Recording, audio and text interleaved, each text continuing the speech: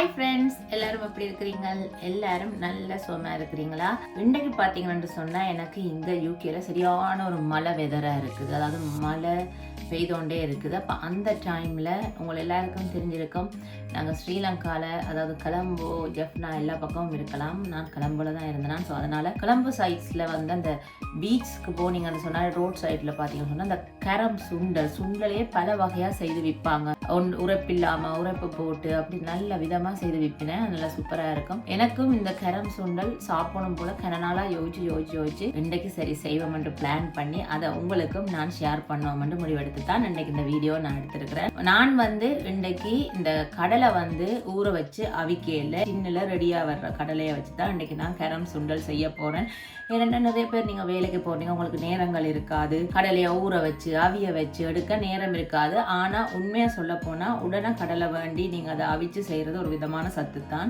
இந்த சின்னில் இருக்கிற கடலையை வச்சு தான் கரம் சுண்டல் செய்ய போகிறேன். இப்போ அந்த கரம் சுண்டல் செய்யறதுக்கு அதாவது என்னோட முறையில் என்னென்ன பொருட்கள் நான் இன்றைக்கு எடுத்திருக்கேன்னு சொல்லி வாங்க இப்போ நான் உங்களுக்கு காட்டுறேன். நான் இந்த கரம் சுண்டல் செய்யறதுக்கு இந்த சின்னில் வர கடலை எடுத்திருக்கிறேன். அடுத்ததாக நான் என்ன ரெடி பண்ணி வச்சிருக்கேன்னு பாருங்கோ. இது எல்லாருக்குமே தெரிஞ்சிருக்கும், தேங்காய் சொட்டு, அதாவது நல்ல சுவையான தேங்காய் கிடைச்சா அதை நீங்க தோண்டி இப்படி சொட்டா வெட்டி கொள்ளலாம். அதுக்கு பிறகு ஒரு வெங்காயம் எடுத்திருக்கிறேன், கொஞ்சம் நீட்டா வெட்டி இருக்கிறேன். அதுக்கு பிறகு பாத்தீங்கன்னு சொன்னால் பச்சை மாங்காய், நல்ல புளிப்பான பச்சை மாங்காய். நான் ஒரு சின்ன மாங்காவை எடுத்து நான் எப்படி குருணியா வெட்டியிருக்கேன். நிறைய மாங்காய் போட்டு சாப்பிட விருப்பமான மாக்கள் ஓரளவு பெரிய மாங்காய் போட்டு கொள்ளலாம். இது ஒரு நல்ல உரைப்பான பச்சை மிளகாயும் நான் நல்ல துண்டா வெட்டி இருக்கிறேன். அதுக்கு பிறகு பாத்தீங்கன்னா நல்ல ஃப்ரெஷ்ஷா இருக்கு பாருங்க, உடனே மரத்துல புடிங்கிற மாதிரியே சூப்பரா இருக்குது. கறிவேப்பிலை, ஒரு நெட்டு கறிவேப்பிலை எடுத்திருக்கிறேன். இப்ப இதை எல்லாத்தையும் வச்சுதான் நான் இந்த தாளிக்கிறதுக்கு ரெடி பண்ண போறேன். உரைப்புக்கு நான் வந்து போட போறது எப்பயுமே நான் பாவிக்கிற ஜெஃப்னா கறித்தூள், அதே போல சுவைக்கேற்றவாறு உப்பு. தாளிக்கிறதுக்கு நீங்க என்ன எண்ணெயும் நீங்க பாவிச்சு கொள்ளலாம். நான் இன்றைக்கு நல்லெண்ணெயில தான் தாளிக்க போறேன். இப்ப இவ்வளத்தையும் வச்சு நான் என்னுடைய முறையில இந்த கரம் சுண்டல் எப்படி செய்யறேன்னு சொல்லி வாங்க பார்க்கலாம். அளவான சட்டி எடுத்திருக்கிறேன், ஓரளவு சின்ன சட்டி தான். ஏனென்றால் நான் ஒரு டின் அளவு சுண்டல் தான் செய்ய போறேன். இப்ப நீங்க நிறைய செய்ய போறீங்கன்னு சொன்னா நீங்க கொஞ்சம் பெரிய சட்டியை வச்சு செய்யலாம். எனக்கு இந்த சட்டி போதுமான அளவு. பாத்தீங்கன்னா இது நான் ஸ்டிக், அதாவது ஒட்டுப்படாத ஒரு சட்டி. இது செய்யறது கொஞ்சம் சுலபமா இருக்கும். இப்ப சட்டி வந்து நான் அடுப்புல வச்சு அடுப்பை ஒன் பண்ணி இப்ப நான் சட்டி நல்லா சூடேற விட்டுருக்கேன். சட்டி நல்லா சூடேறினதும் அதுக்கு பிறகு நாங்க ஒவ்வொரு பொருட்களா எப்படி போட்டு தாளிச்செடுக்கிறேன்னு சொல்லி உங்களுக்கு காட்டுறேன். இப்ப சட்டி வந்து சூடேறிட்டு நான் நல்லெண்ணெய் தான் பாவிக்கிறேன். இப்ப இந்த நல்லெண்ணெய் ஒரு கொஞ்சம் விட்டு எண்ணெய் கொஞ்சம் சூடேறட்டுக்கும். இப்ப எண்ணெய் நல்லா சூடேறிட்டுது. நான் வெட்டி வச்சிருக்கிற வெங்காயத்துல ஒரு கொஞ்சத்தை தான் இதுக்குள்ள போட போறேன். எல்லாத்தையும் நான் போடல பாருங்க, ஒரு கொஞ்சம் வெங்காயம் தான் நான் போட்டிருக்கிறேன். ஒரு பாதி அளவு நீங்க போடலாம், ஒரு பாதி அளவை எடுத்து வச்சு கொள்ளணும். இப்ப அடுப்பை கொஞ்சம் குறைச்சி வச்சுட்டு இதை இந்த வெங்காயம் கொஞ்சம் பொரிய விடணும். கொஞ்சம் பொரிஞ்சு கொண்டு வரைக்க அடுத்ததா நான் கொஞ்சம் உப்பு போட போறேன். அதாவது இந்த கடலை, மாங்காய், தேங்காய் எல்லாத்துக்கும் தேவையான மாதிரி இதுக்குள்ள கொஞ்சம் உப்பை போடுறேன். இது வந்து அடுப்புல வச்சு கன நேரம் நாங்கள் செய்யக்கூடாது, அரைப்பதமா தான் இருக்கணும். சாப்பிடும் போது கடிப்படணும், பொருட்கள் வந்து அவியக்கூடாது. இப்ப உரைப்புக்கு ஏற்றவாறு நான் மிளகாய்த்தூள் போடுறேன். நான் ஏற்கனவே பச்சை மிளகாயும் போட்டிருக்கிறபடியா உரைப்பு நான் நிறைய போடல. நான் ஏற்கனவே சொல்லிதான், நான் நல்ல சின்ன பிள்ளைகள் இருக்கிறேன். அப்ப அதனால அவைகள் விரும்பி இது சாப்பிட ஆசைப்பட்டா உரைப்பு கூடினா சாப்பிட முடியாது. இப்ப இந்த மிளகாய்த்தூளை இந்த எண்ணெயில கொஞ்சமா நாங்க வதங்க விடுவோம். இந்த பச்சை வாடை போற அளவுக்கு வதங்கணும். இந்த கரம் சுண்டல்ல நிறைய பேர் நிறைய இதுகள் போடுவீங்க, கேரட் அது. எனக்கு அப்படி விருப்பம் இல்லை. நான் இந்த சாதாரணமா முக்கிய பொருட்கள் என்னென்ன போட்டு செய்யணுமோ அதை மட்டும்தான் போடுறேன். நாங்கள் தேவையில்லாத நிறைய இதுகள் போட்டா இந்த கரம் சுண்டல் என்ற அந்த டேஸ்டே இல்லாம போயிடும். இப்ப வந்து பாத்தீங்கன்னா இந்த நான் போட்ட மிளகாய்த்தூள் நல்லா வதங்கிட்டுது. பச்சை வாடை போற அளவுக்கு வதங்க விட்டா சரி.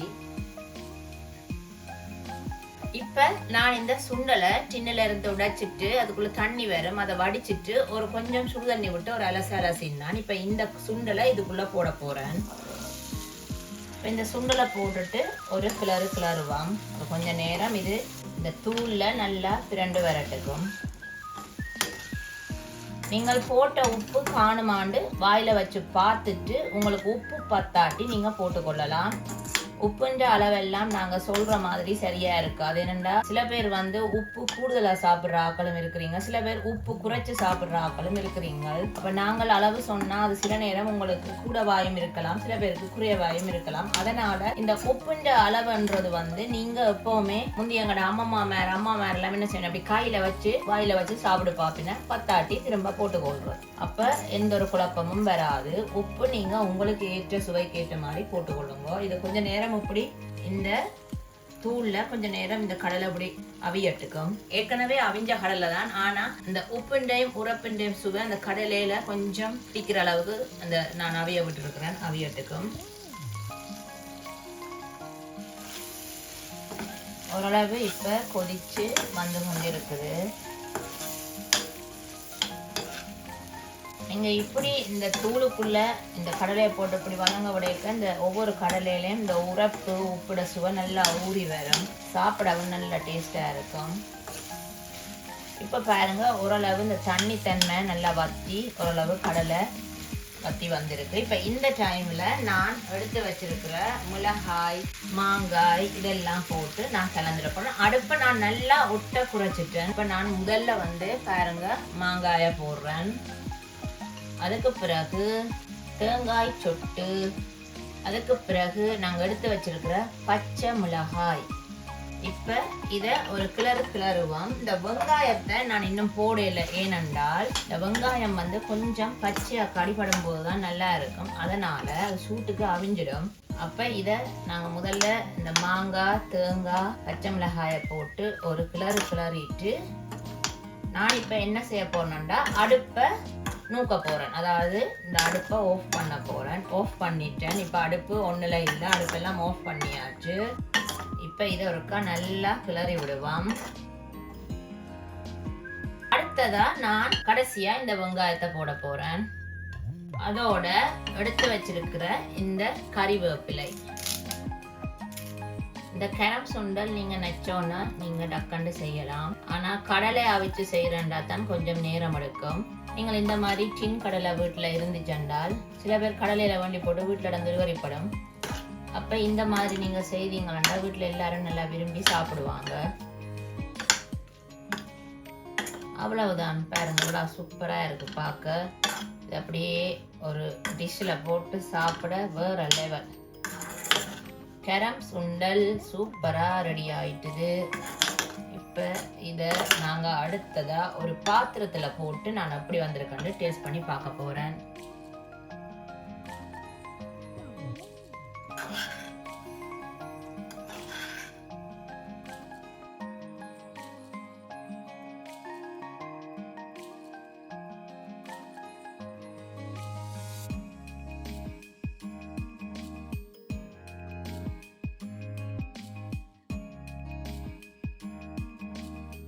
சூப்பரா கரம் சுண்டல் நல்ல ஈஸியா குயிக்கா நான் ரெடி பண்ணிட்டேன். நீங்களும் நினைச்ச உடனே இதை வீட்டுல செய்து பார்க்கலாம். நான் சொன்ன மாதிரி உங்கள்கிட்ட டின்னுல கடலை இருந்தாலும் நீங்க செய்து பார்க்கலாம். இல்லாட்டி நீங்க உடனே கடலை வேண்டி ஊற போட்டு அவிச்சு போட்டும் நீங்க இந்த கரம் சுண்டல் செய்யலாம். உடம்புக்கு அவ்வளவு சத்து, இதுல ஹை புரோட்டீன் இருக்குது.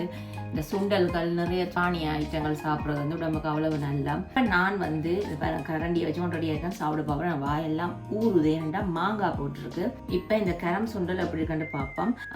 இந்த கரம் சுண்டல்ல நான் தேசி புளி விடையில, சில பேர் தேசி புளி விடுறவையால். நான் ஏன் விடையிலன்னு சொன்னா நான் போட்ட மாங்காய் சரியான புளிப்பு, அதனால நான் தேசி புளியும் விட்டா இந்த ஆக புளிப்பா இருக்கும். நான் தேவையில்லைன்றபடியா விடையில. உங்களுக்கு அப்படி புளிப்பு அதிகம் சாப்பிட விருப்பம் வேண்டா நீங்க தேசி புளி விடலாம். இப்ப இந்த கரம் சுண்டல் எப்படின்னு சொல்லி பார்க்க போறேன். நான் மாங்காய் தான் கூட எடுக்கிறேன்.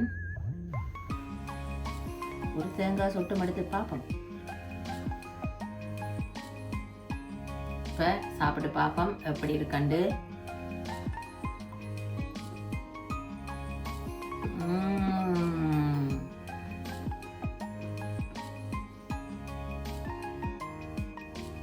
அவ்வளவு சூப்பரா இருக்கு ஃப்ரெண்ட்ஸ். உண்மைக்குமே உப்பு உரைப்பு சின்ன பிள்ளைகளும் சாப்பிடக்கூடிய மாதிரி தான் நான் உரைப்பு போட்டேன்னா. உரைப்பெல்லாம் நல்ல அளவா இருக்குது.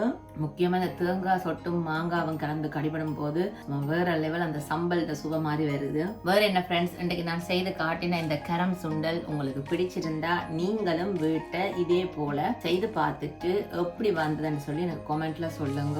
அதே மாதிரி எனக்கு சப்ஸ்கிரைப் பண்ண எல்லாருக்கும் ரொம்ப ரொம்ப நன்றி. இதே மாதிரி நான் தொடர்ந்து நல்ல சுலபமான செய்யக்கூடிய மாதிரியான சமையல் வீடியோக்கள் நான் போட்டு கொண்டு வருவேன். நீங்க அதே மாதிரி தொடர்ந்து எனக்கு சப்போர்ட் பண்ணுங்க. பிடிச்சிருந்தா இந்த வீடியோவை மறக்காம லைக் பண்ணுங்க, ஷேர் பண்ணுங்க. நான் இதே மாதிரி இன்னொரு வீடியோ நான் உங்களை சந்திக்கிறேன். அது வரைக்கும் நான் இந்த கரம் சுண்டலோட ஒரு பிளேன் போட்டு பிடிக்க போறேன். வேற என்ன ஃப்ரெண்ட், இன்னொரு வீடியோல உங்களை சந்திக்கிறேன். பாய்.